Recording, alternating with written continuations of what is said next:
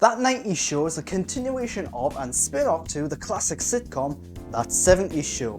It's a teen comedy focusing on Eric and Donna's daughter, Leah, who arrives at Red and Kitty's iconic house and basement for the summer. While there, she makes new friends and forms a new romantic relationship. That 90s Show is very fun and entertaining. If you're a fan of the original 70s show, it's pretty much more of the same, with new characters and some of the older ones showing up for small cameos. The comedy is welcoming and accessible, if lacking in originality or brains.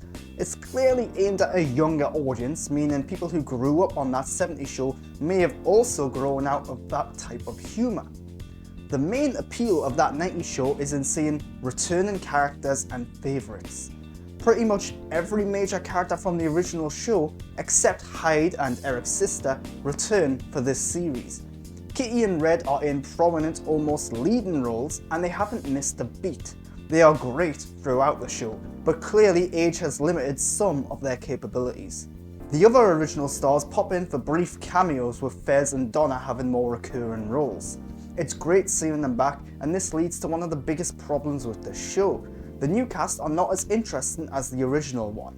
The new cast of characters often feel like new takes on classic characters, with a new version of Kelso, a new version of Jackie, a new Fez, and so on. It takes several episodes for the characters to become likeable and for the actors to settle into the roles. Perhaps in time, this will improve more.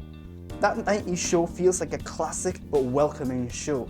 It's great to see favourite characters and locations return, albeit in a new decade.